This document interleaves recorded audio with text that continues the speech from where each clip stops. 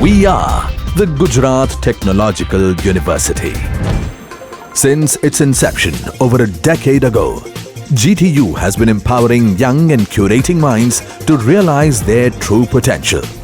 Over 4 lakh inspired students are enrolled with one of the premier academic universities in India.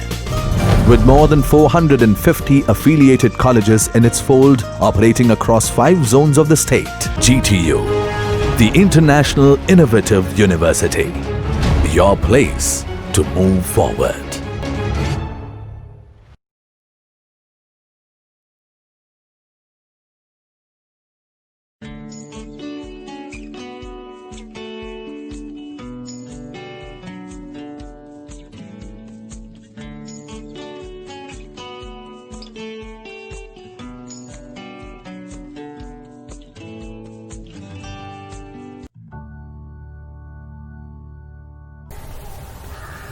Hello students, hope you are all well at your home.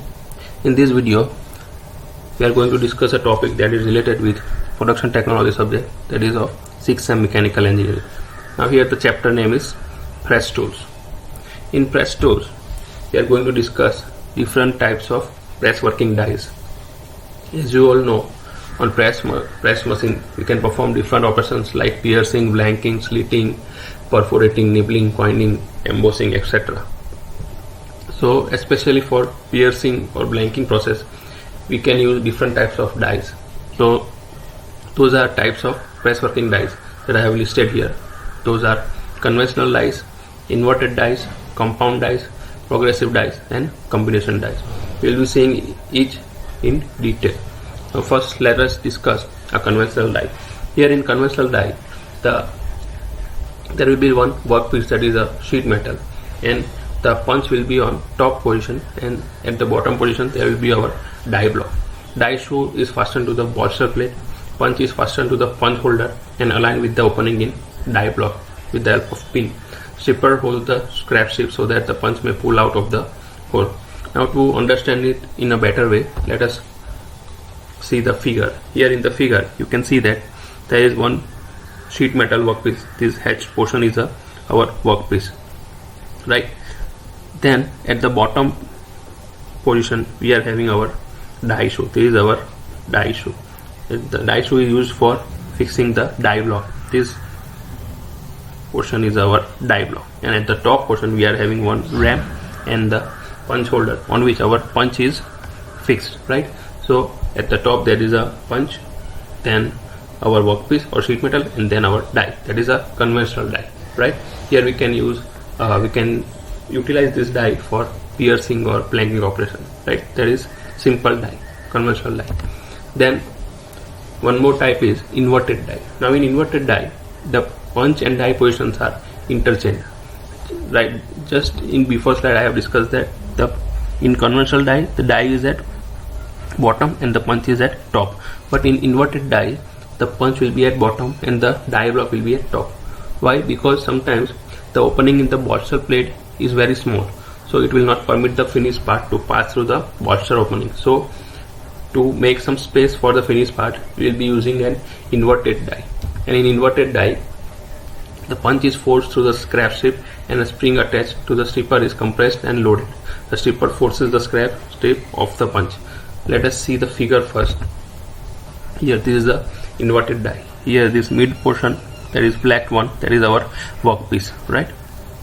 At the bottom portion this is our punch, and at the top portion this is our die. So you can see that here the die is at top and punch is at bottom. That is, the place is exchanged, that is opposite to the conventional die. So both dies are similar, but the position of punch and die, that differentiate them from each other, right? That is a inverted die. After that, compound die. In compound die, the workpiece is pierce and blank in one operation, right? So you can see here piercing and blanking, two processes are carried out in the compound die. Which are those two processes? Piercing and blanking. Both these two processes are cutting operation. On press machine you already know that there are two types of operation. One is cutting and another one is forming. So this piercing and blanking come in the cutting operations. Like the piercing punch is fastened in the conventional position to the punch holder. Die opening for piercing is machined into the blanking punch. Let us see the figure first. Here, this is the figure. We want to produce this kind of workpiece, right? So here we are having our sheet metal, and on the upper portion we are having a blanking die. So in blanking, the portion that is cut, that will be useful. So this circular portion will be useful after blanking. After blanking, what we'll be doing is, with the help of this piercing die, we will be producing this square portion, right? You can see in the middle. So this kind of workpiece, that is a circular, and in that circle we are having one square hole. That kind of workpiece we can produce with the help of compound die, where the piercing and blanking operation are performed, right, or combined. It is called as compound die. Here you need to focus on one thing, that these both process operations are cutting operation, right? Let's move further. That is progressive die. In progressive die, they perform 2 or more operations at different stages every time the RAM descends. Means every time the RAM moves up and down, the processes will be carried out in different stages, right? If we want to produce a workpiece in mass production, then we can use this progressive dies. Here the workpiece or sheet metal will be in form of a long strip, and it will be passed from one stage to another stage. Let us look the figure. Here you can see in the figure A, first it is passed from this first die. After that, this kind of compound we are getting. After the B stage, we are getting this kind of compound. So after one by one, it is passing through the each stage and each die, and because of that we are getting certain output, right? So the compound that was input at first stage, that is we are getting after 5 stage like this, right? So after successive stages, we are getting the output of the sheet metal, right? And during that time, the previous stages are also being carried out to different workpieces, right? So we can generate identical sheet metal workpieces in a large quantity on a progressive die, right? Just requirement is that we need to have a large strip of our sheet metal, right? So that we can pass that strip from one stage to another stage. That is a progressive die.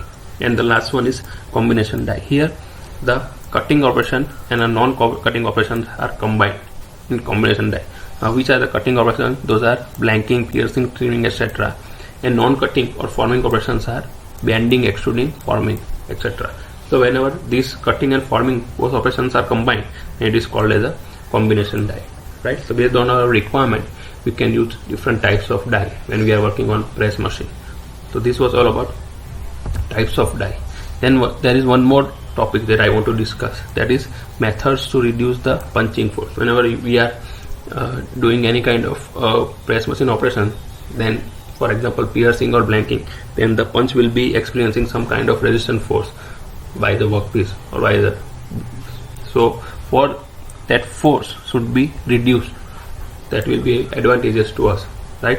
To reduce that force, we are having 2 methods, that is provision of shear and punch stagger. So we will be seeing one by one. First, let us see provision of shear.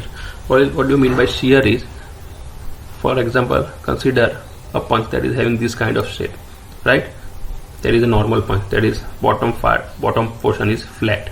But if I provide this shear to this bottom part, then it will be looking like this.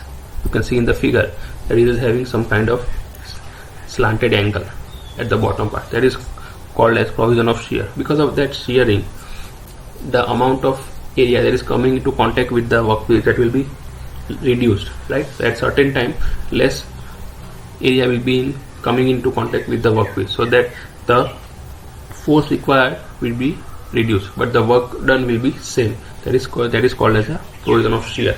Now here, whenever you are carrying out punching or piercing operation, then the shear must be provided on the punch. As you can see in the figure, the shear is provided on the punch and the die is a flat. That is called as provision of shear. Now shear can be provided in different ways. There is a single angle shear.